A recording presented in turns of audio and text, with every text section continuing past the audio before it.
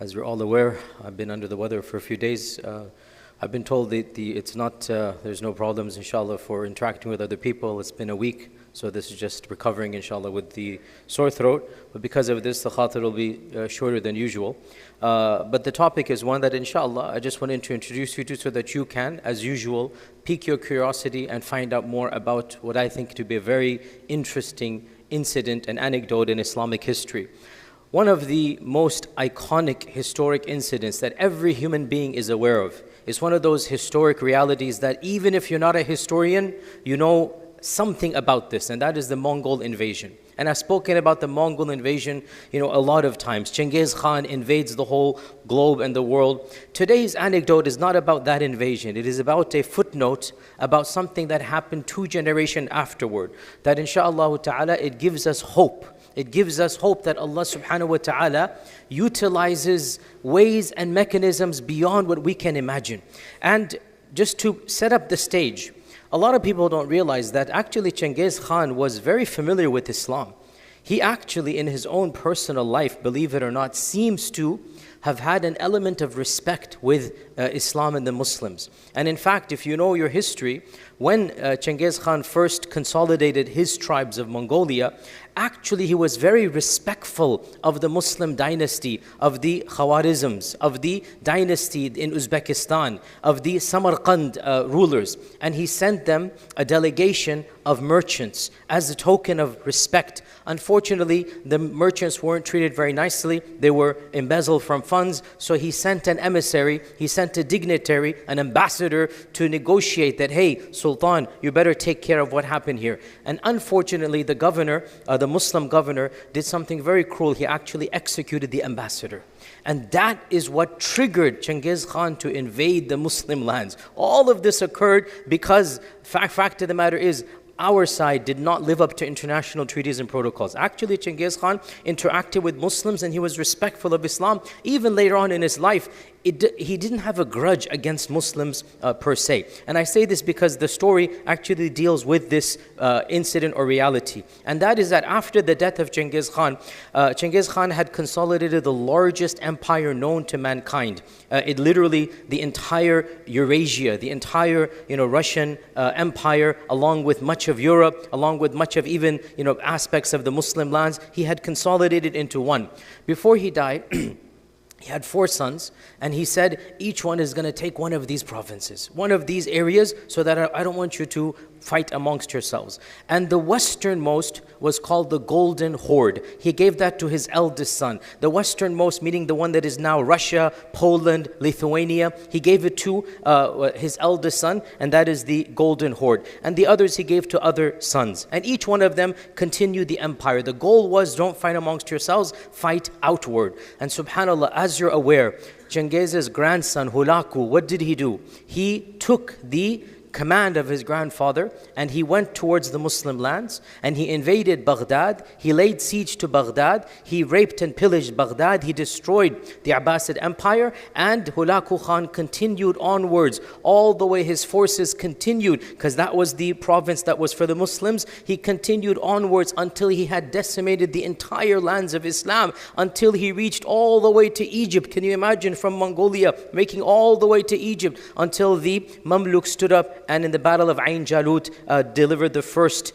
blow against the Mongol Empire. Now, a lot of people stop their history here. I'm going to begin from here about an incident that Allah Azza wa Jal utilizes ways. Allah works in mysterious ways we cannot fully understand. Because in the end of the day, we think Ain Jalut stopped the Mongols. Think about it. How can one small battle in Egypt stop the Mongols? How can one battle all the way in the periphery land stop an entire empire?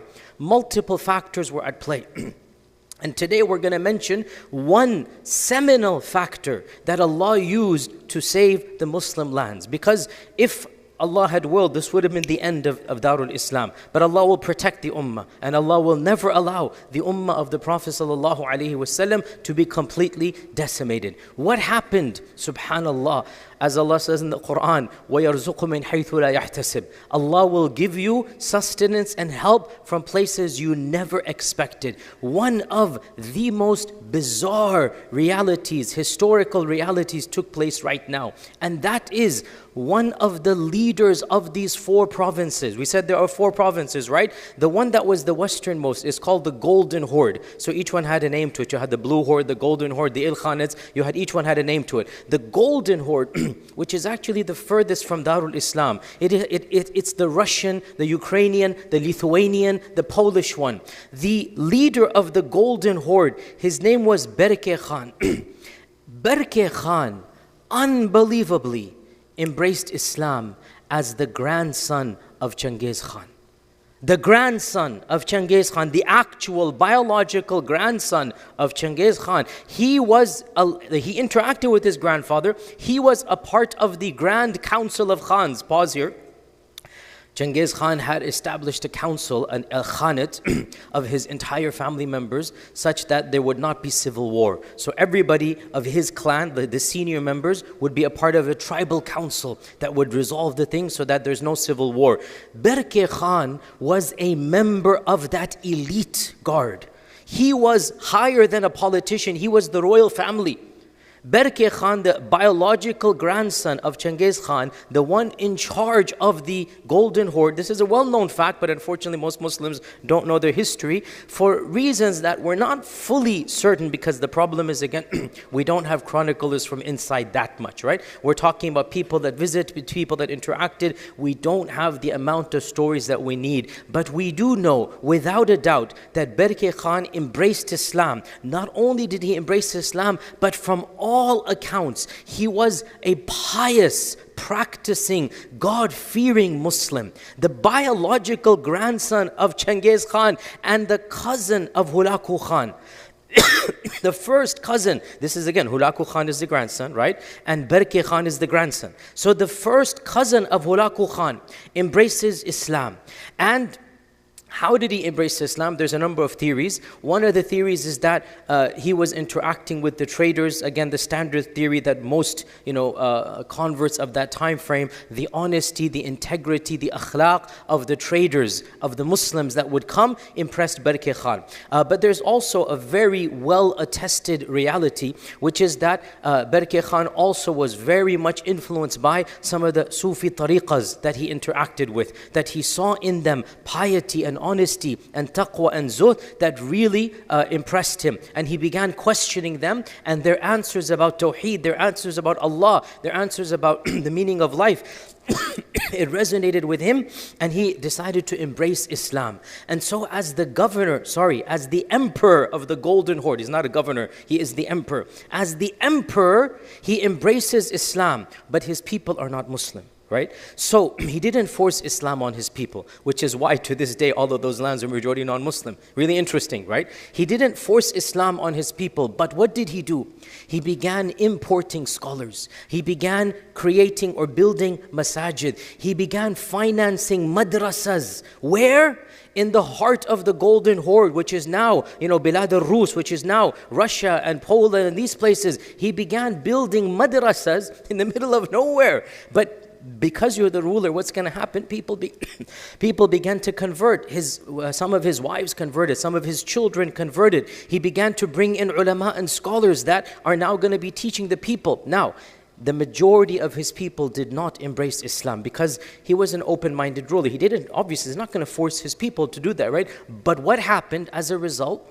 The Golden Horde became the first of all of the kingdoms of the Mongolian Empire to convert to Islam. And then after that, the second and the third followed suit. Out of the 4 kingdoms, out of the 4 called Ilkhanids, out of the 4 provinces, eventually 3 of them became Muslim. And this is how Allah subhanahu wa ta'ala literally saved the ummah. It wasn't just the battle of Ain Jalut. No, the very invaders, the very people who ransacked, the very people who pillaged, their children, their grandchildren literally embraced Islam and began. So Berke, one of the things that he did when he embraced Islam, of course they used to follow a system of laws called the Yasa. There's an interesting point here. The Mongols had a system of Sharia called the Yasa, right? When Berke embraced Islam, he abolished the Yasa.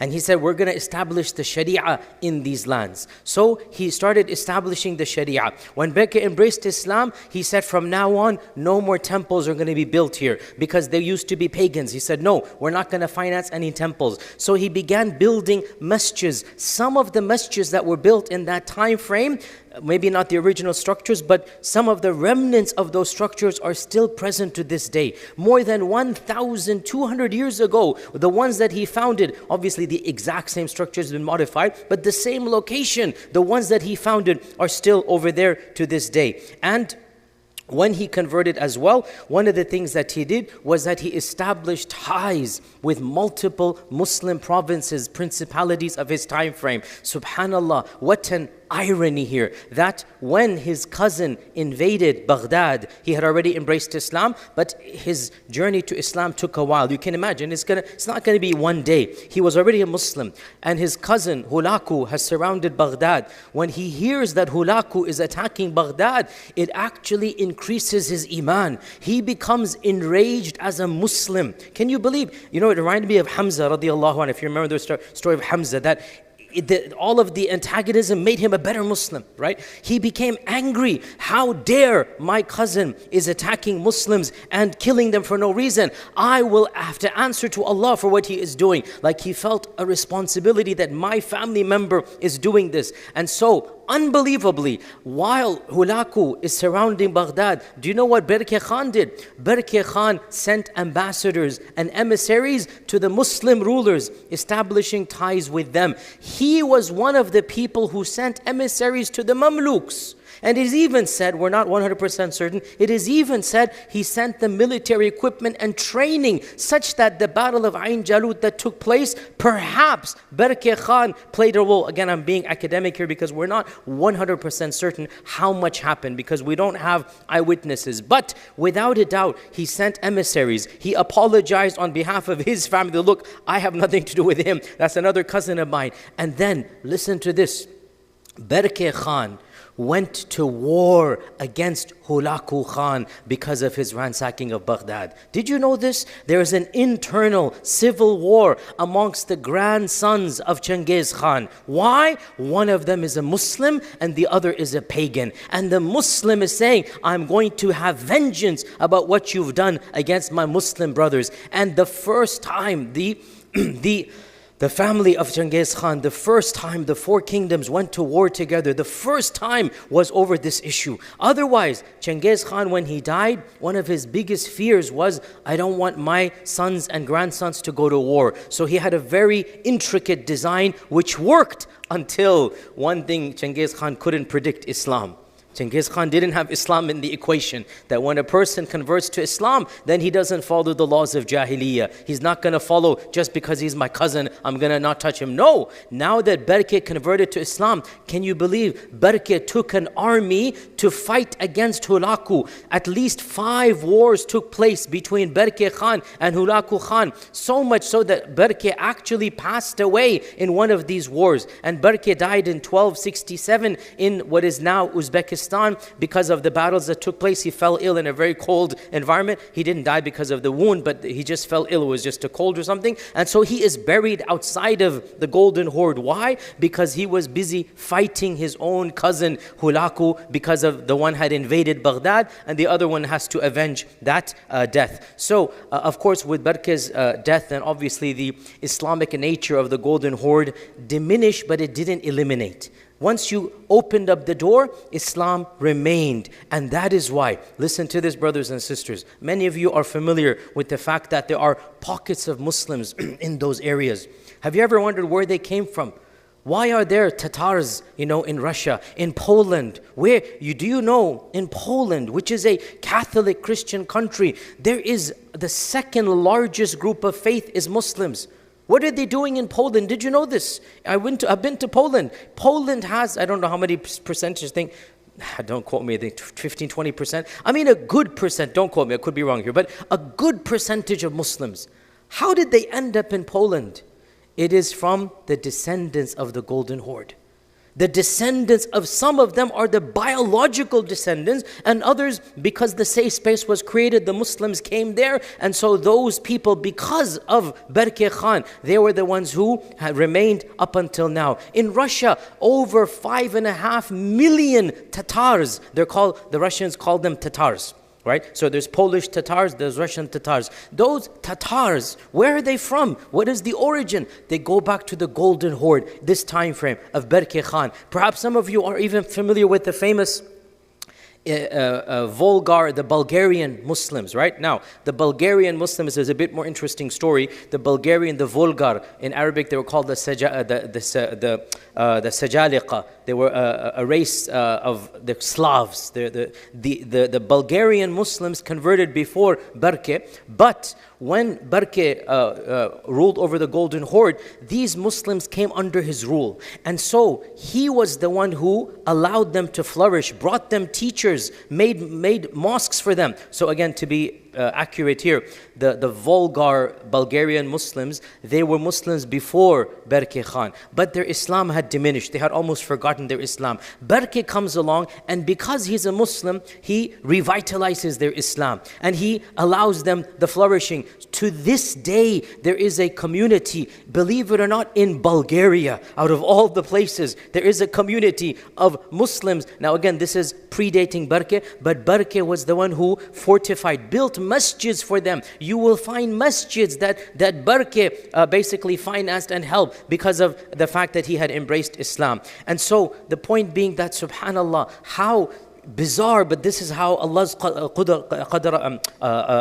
qadar works, is that how could the Mongolian invasion be stopped? From within their own ranks, they went to war. From within their own ranks, Allah subhanahu wa ta'ala created one of His own grandsons who stood up and said, no, you cannot do this. You are hurting and harming innocent people. And so instead of fighting outward, Berke turned his army inward. He went back into Mongolia, fighting towards the very people where he came from. And civil war took place amongst the descendants of Genghis Khan. Why? Because one of them, as a Muslim, said, I cannot allow you to do this. Now, in that battle, in that series of battles, a lot of damage was inflicted. However, nobody came out the victor. But what it did do, it stopped the onslaught of the Mongols. Because now they're battling amongst themselves, so now they're no longer fighting outside. And then with the death of Berke, and then even Hulaku died after this, so then it kind of impeded the progress. But it opened the door for Islam. And as I said,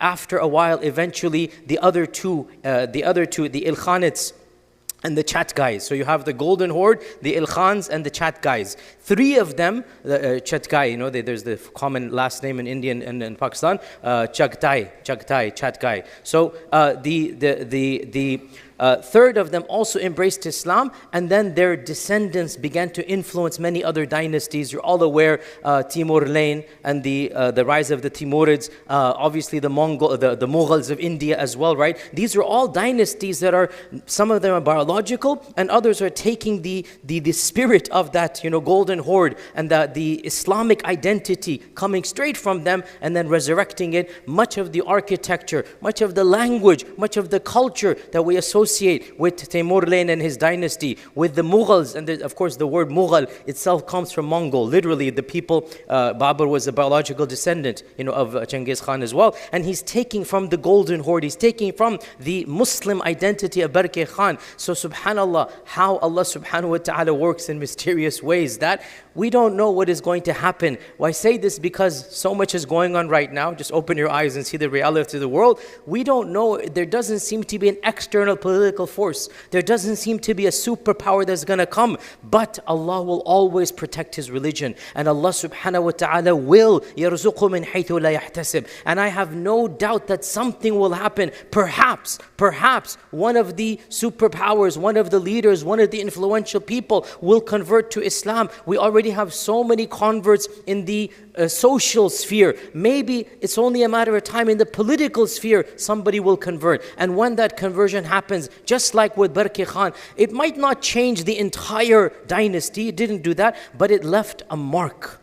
It left an indelible mark that influenced history, and it still influences history to this day. So do not lose hope in the promise of Allah. Always put your trust in Allah. Always do what you can and realize Allah will protect His ummah either this way or that way, but somehow Allah will protect His ummah. Your job is to do the best. Learn from history. This ummah has never been wiped out. It will never be wiped out. This is the promise of Allah subhanahu wa ta'ala. May Allah subhanahu wa ta'ala allow us to see the return of izzah and glory, and inshallah we'll continue next Wednesday. Jazakumullah khair. Assalamu alaikum wa rahmatullahi wa barakatuh.